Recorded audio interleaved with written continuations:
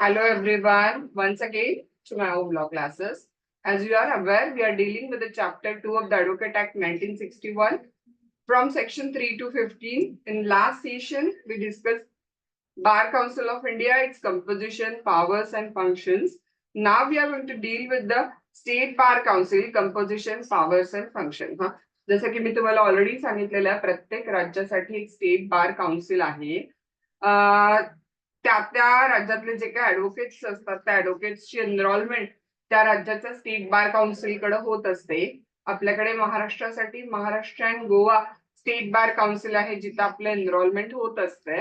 So what is the state bar council, how it works, who are the members included in the state bar council, everything about the state bar council we are going to discuss. I'll share the notes with all of you and we'll start this particular question. Roman 1 as usual काय होणार सांगा तर introduction. Okay, हा बघा काय लिहिलं आता.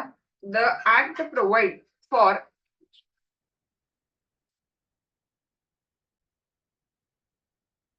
the act provide for the bar council, state bar council आणि bar council of India. Okay, it also provide their functions आणि त्याचं composition.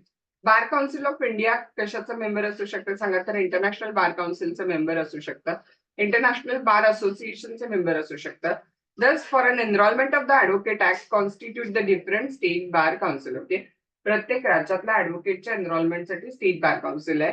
Advocate act provide for the two type of bar council. तुम्हाला माहिती आहे, एक state bar council आहे राज्यासाठी आणि अखंड भारताच्या ऍडव्होकेटना रिप्रेझेंट करणारं बार council of India. Okay, Section 3 of the Advocate Act provides that there shall be a bar council for each state.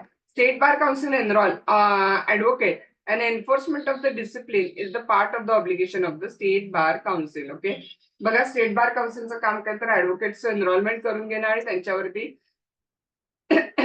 Regulation ठेवणं. Section 3 of the Advocate Act 1961 provide that there shall be a bar council for the each state. Okay, so in detail we'll discuss with the state bar council now. Roman 2 करायचं state bar council. आता ए point करायचं त्याचं establishment आणि organisation section किती येणार आहे सांगा तर 3. सेक्शन 3 काय म्हणते बघा आता. हा section 3 of the advocate act provide that there shall be a bar council for each state of the. कुठल्या कुठल्या राज्यासाठी एक सिंगल बार काउन्सिल आहे बघा. आंध्र प्रदेश, बिहार, गुजरात, जम्मू काश्मीर, मध्य प्रदेश, कर्नाटका, ओरिसा, राजस्थान, उत्तर प्रदेश आणि ह्या सगळ्यांना नाव काय असतं सांगा तर bar council of Maharashtra, Andhra Pradesh, bar council of Bihar, bar council of Gujarat असं. ओके, त्याच्यानंतर बघा सेकंड मुद्दा. For the state of Arunachal Pradesh, Assam, Manipur, Meghalaya, Mizoram, Nagaland, Tripura हे छोटे छोटे राज्य आहेत ना अगदी, त्यामुळे ह्या सगळ्या छोट्या राज्यांना मिळून एक state bar council. Okay, known as a bar council of Assam, Nagaland, Meghalaya, Manipur, Tripura, Mizoram, Arunachal Pradesh. Okay, त्याच्यानंतर बघा हा for the state of Kerala and union territory of Lakshadweep, मिनॉर, Amindivi island to be known as a bar council of the Kerala. Okay, Kerala आणि काही union टेरिटरीचा प्रदेश मिळून एक बार काउन्सिल आहे known as a bar council of the Kerala. Okay, same तसंच तामिळनाडूमध्ये स्टेट ऑफ तामिळनाडू आणि युनियन टेरिटरी ऑफ पॉंडिचेरीला मिळून एक बार काउन्सिल आहे, bar council of Madras. Okay, त्याच्यानंतर आपलं महाराष्ट्राचं. Okay, for the state of Maharashtra and Goa आणि union territories of the Dadra Nagar Haveli, Diu Daman ह्या सगळ्याला मिळून एक बार काउन्सिल आहे, बार काउन्सिल ऑफ महाराष्ट्र आणि गोवा नाव आहे. त्याच्यानंतर पंजाब, हरियाणा आणि काही part of union territory of Chandigarh साठी मिळून for the state of Punjab, Haryana, union territory of Chandigarh to be known as the state bar council of the Punjab आणि हरियाणा. त्याच्यानंतर for the state of Himachal Pradesh, bar council of Himachal Pradesh आहे. त्याच्यानंतर for the state of West Bengal and union territories of Andaman and Nicobar island to be known as a काय सांगा तर bar council of West Bengal आहे तिथं. त्याच्यानंतर for the union territory of the Delhi code आहे सांगा तर bar council of the Delhi आहे तिथं. हा थोडस जड आहे पण ऑप्शन नाही, थोडं तुम्हाला ते त्या पद्धतीने लक्षात ठेवावं लागेल. This act make a provision in respect of the organization of the bar council. It provides that the state bar council shall consist of the following member. Okay, state bar council मध्ये कोण असेल बघा आता. In the case of state bar council of Delhi, additional solicitor general of India ex officio असतात. हा नंतर in the case of state bar council of the Assam, Nagaland, Manipur, Tripura, advocate general of the state of Assam, Tripura, Manipur, Meghalaya ex officio member असतात. हा state bar council of Punjab आणि हरियाणासाठी advocate general of the Punjab and Haryana ex official member असतात. नंतर बघा काय लिहिलंय तिथं सेकंड कॅटेगरीमध्ये in state bar council which have the electorate not exceeding 5,000 हा 15 मेंबर. ज्या स्टेट बार काउन्सिल मध्ये 5,000 पेक्षा काय सांगा तर कमी मेंबर आहेत तिथं स्टेट बार काउन्सिलचे मेंबर किती असतील सांगा तर 15. In case of the state bar council with the electorate जिथं 5,000 पेक्षा जास्त मतदाता आहेत पण 10,000 पेक्षा कमी आहेत तर 20 मेंबर असतात त्या स्टेट बार काउन्सिलमध्ये. आणि in case of the state bar council with the electorate म्हणजे मतदाता ज्या स्टेट बार काउन्सिल मध्ये 10,000 पेक्षा जास्त मतदाता आहेत तिथे 25 मेंबर्स असतात तिथं. ओके हा नाव पुढे बघा काय लिहिलंय provided that as nearly as half of each such elected member subject to the rule made by the State Bar Council of India to be the person who have at least 10 years advocate on the state role, and in computing the period of the 10-year, the period during which a person was an advocate under Indian Bar Council Act 1926 is included.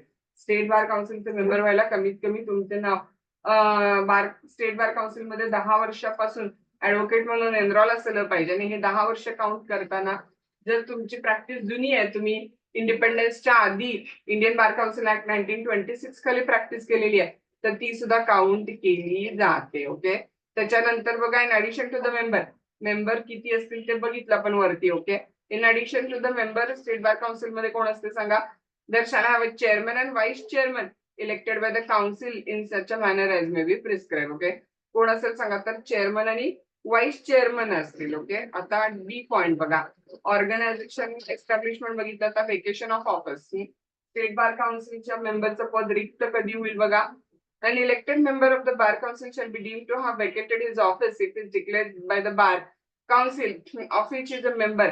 कधी त्याचं पद रिक्त होते सांगा without reason सलग 3 मीटिंगला तो नाही आला. ओके हा absent without sufficient cause from 3 consecutive meeting of such council किंवा त्यांचं नाव आता ऍडव्होकेटच्या यादीतूनच काढून टाकलेलं आहे. Or his name is for any cause removed from the roll of the advocate किंवा अदरवाईज कुठल्याही कारणानं तो बार काउन्सिल रूल नुसार डिस्क्वालिफाय झालेला असेल. If is otherwise become disqualified under any rule made by the bar council of India. Okay. No act done by the bar council or any committed thereof shall be called in question on any ground merely by the existence of vacancy or defect in the constitution of the council or committee. फक्त 15 मेंबरच्या ऐवजी 14च होते म्हणून बार काउन्सिलने घेतलेला निर्णय wrong आहे असं होत नाही. एखादं पद वॅकंट असलं म्हणून लगेच काय बार काउन्सिलचा ऍक्ट किंवा बार काउन्सिलच्या एखाद्या कमिटीचा ऍक्ट इनव्हॅलिड होत नाही तिथं. त्याच्यानंतर बघा functions of the state bar council आपला नेक्स्ट पॉइंट आहे. एव्हरी बार काउन्सिल काय सांगा परत छान असं एका खाली एक टाकायचं. ओके बॉडी कॉर्पोरेट आहे त्याला परपेच्युअल सक्सेशन म्हणजे कायमस्वरूपी अस्तित्व आहे. आतले मेंबर येत जात राहतील पण बार काउन्सिल कायम राहील. त्याला कॉमन सील आहे स्वतःचा शिक्का आहे.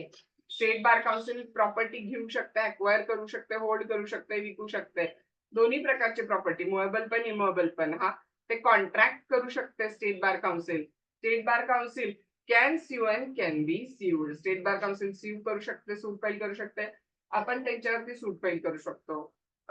The bar council shall perform following function. Okay काय फंक्शन परफॉर्म करते बघा. नंबर 1 ऍडव्होकेटना ऍडव्होकेट म्हणून ऍडमिट करते. नंबर 2 त्यांची यादी बनवते to prepare and maintain the role.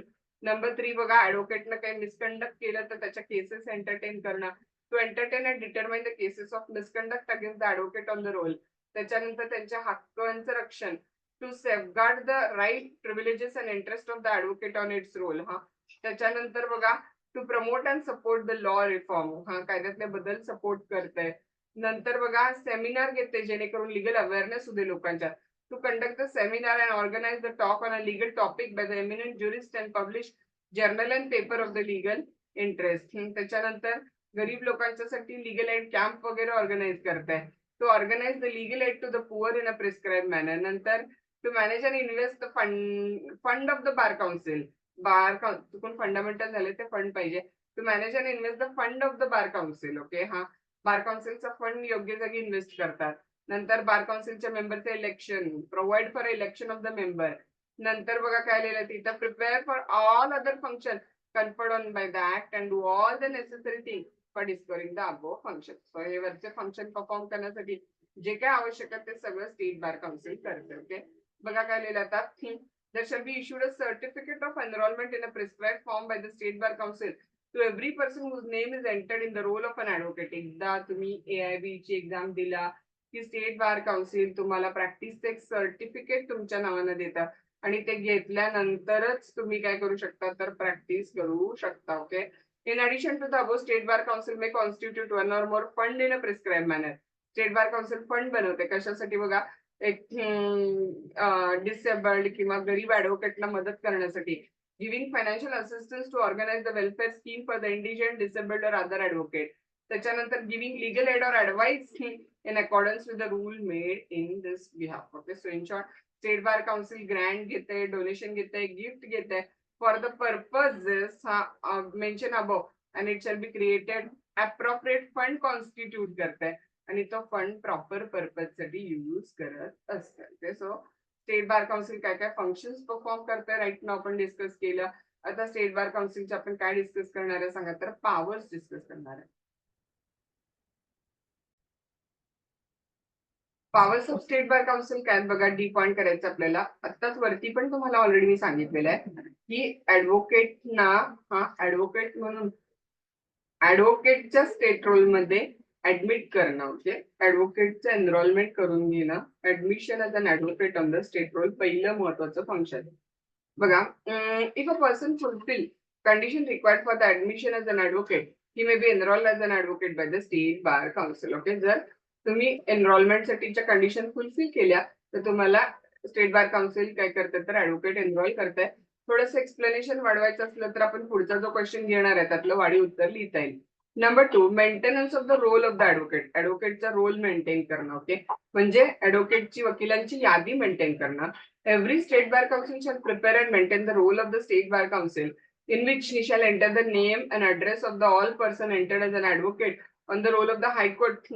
कुठले कुठले ऍडव्होकेट बघा, पूर्वीचे पण इंडियन बार काउन्सिल ऍक्ट खालचे पण before appointed day including person being a citizen of India who before 1949 were enrolled as an advocate under this act. Okay, जे 1949 च्या आधीचे पण ऍडव्होकेट असतील आणि अर्थात आपण सगळे नंतरचे, all other person who are admitted to be an advocate on the roll of the state bar council under this act on or after the appointment date. Okay, so in short each such a role shall consist of the two part असतात. एक senior advocate ची यादी असते आणि दुसरी other advocate ची यादी असते. ओके, नंबर 2 बघा, रूल मेकिंग पॉवर.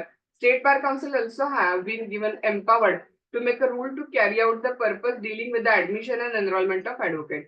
ऍडव्होकेटच्या एनरोलमेंटचे रूल बनवतो. नंबर नेक्स्ट पॅरेग्राफ मधलं बघा, normally deal with the time within which and the form in which advocate shall enroll his name. किती वेळात कुठल्या पद्धतीने आपण एनरोलमेंट करायचं आहे, ऍप्लिकेशन कसं करायचं आहे, एनरोलमेंटची कमिटी कोण असेल, एनरोलमेंटच्या कंडिशन काय असतील, इन्स्टॉलमेंट ऑफ द फी काय असतं, इन्स्टॉलमेंट्स ऑफ एनरोलमेंट फी काय असतील. Okay, these rule made by the state bar council have no effect unless they have been approved by कुणाकडून घ्यायला लागतात, बार काउन्सिल ऑफ इंडिया कडून.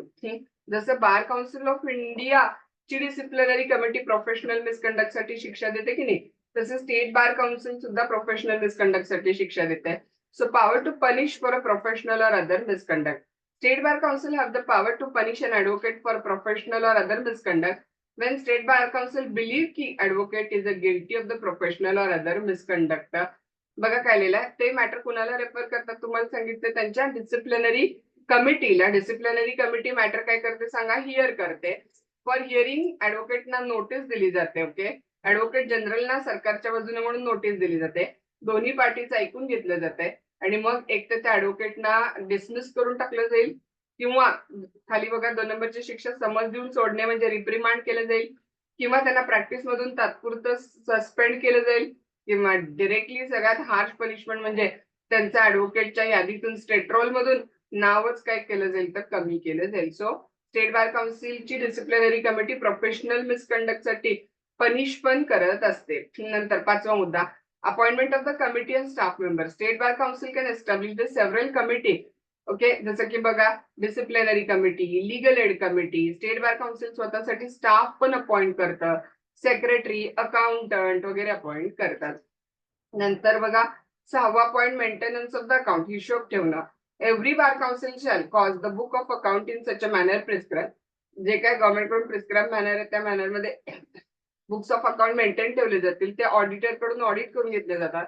It's account are required to be audited by the auditor duly qualified to act as an auditor of the company under companies act 2013 करायचं तिथं okay. हा at the end of the financial year but before 31st days of the December of the next year त्या copy of account with auditor report कुणाला पाठवायला लागते, state bar काउन्सिलला, bar council of इंडियाला पाठवायला लागते आणि ऍट द सेम टाइम ती ऑफिशियल गॅझेट मध्ये पब्लिश करून घ्यावी लागते. So by the way state bar council काय आहे, त्याचं कंपोजिशन काय, पॉवर काय, फंक्शन काय, हा क्वेश्चन आपण इथे काय केलेला आहे सांगा तर एंड केलेला आहे. I hope you all understood it. If you have any doubt, you can ask me. Stop.